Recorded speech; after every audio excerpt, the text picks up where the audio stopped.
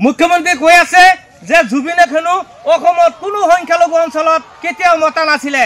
সেইকাৰণে মোৰ আজিৰ ভিডিঅ'টো এয়া ভালকে লক্ষ্য কৰক, স্ক্ৰীনত লগাই থৈছো। এয়া জুবিন দা ফুটবল খেলি আছে। এই ফুটবল খেলা ফিল্ডটো ক'ত জানেনে? এই ফুটবল খেলা ফিল্ডটো আমাৰ জন্মস্থান গাঁৱত। এয়া চাওক, এটি হল লখিমপুৰ জিলাৰ অন্তৰ্গত দৌলতপুৰ হায়াৰ ছেকেণ্ডাৰী স্কুল খেলপথাৰত।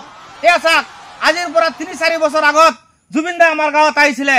আহি পিনে চাওক, এই ফিল্ডত এটি যাকে কয় বঙালমৰা সংখ্যালঘু অঞ্চল, এটি লখিমপুৰ জিলাৰ অন্তৰ্গত দৌলতপুৰ গাঁৱত ইছলামপুৰ ব্লক যাক কয়, যাক নাকি 100% সংখ্যালঘু অঞ্চল। ইয়াত জুবিন দা আহি পিনে ফুটবল খেলিছে, ইয়াত ফুটবল খেলিছিলে আৰু গানো গাইছিলে। আপুনি কেনেকৈ ক'ব পাৰিলে জীৱনত কেতিয়াও আপোনালোকে জুবিন দাক মাতা নাই? আমি কালি পৰহি চাই আছিলো, ধুবুৰী গোৱালপাৰাৰ পৰা মানুহে ভিডিঅ' দি আছে যে ধুবুৰীতো জুবিন দা সংখ্যালঘু অঞ্চলত গান গাইছে তথা ফুটবল খেলিছে, খেলা ধূলা কৰিছে। সামাজিক মাধ্যমত মন্তব্য দিয়াৰ আগত এবাৰ ভাবি চিন্তি মন্তব্য দিব লাগে, কাৰণ আপুনি অসমৰ মুখ্যমন্ত্ৰীৰ মুখত লেগাম থাকিব লাগে। কাকো টাৰ্গেট কৰি পিনে মন্তব্য কৰিব নাপায়। আপোনাৰ কথাটা মিথ্যাচাৰ বুলি মই এইটো ভিডিঅ'ৰ জৰিয়তে প্ৰমাণ কৰি দিলো।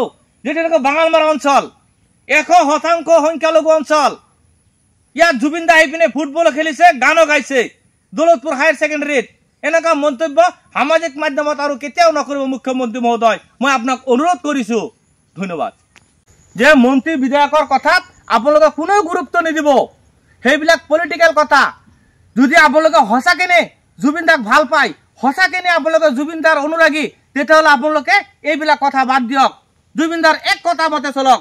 জুবিন দাই কি কৈছিলে যে আমাৰ কোনো জাতি নাই, সেইকাৰণে আমি জাতিভেদ পাহৰি, আমি জাতিভেদ ধৰ্মৰ বিবাদ পাহৰি, জাতিভেদৰ বিবাদ পাহৰি আমি একেলগে অসমখন আগুৱাই নিবলৈ চেষ্টা কৰিব।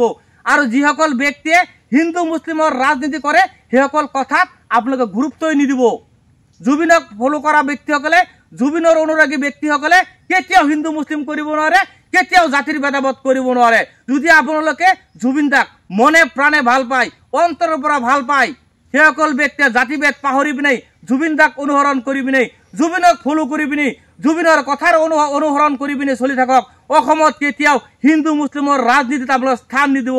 আৰু অসমৰ ভিতৰৰ পৰা আপোনালোকৰ মনৰ ভিতৰৰ পৰা জাতিভেদ পৰিহাৰ কৰি পিনে মানুহ হিচাপে জীয়াই থাকিবলৈ চেষ্টা কৰক। মই মন্ত্ৰী বিধায়কক আহ্বান কৰিম, আপোনালোকে মানুহ হ'বলৈ চেষ্টা কৰক। জুবিনৰ লখিয়া কোনো হিন্দু মুছলমানৰ ৰাজনীতি নাই, মানুহ হিচাপে জীয়াই থাকিবলৈ চেষ্টা কৰক। ধন্যবাদ।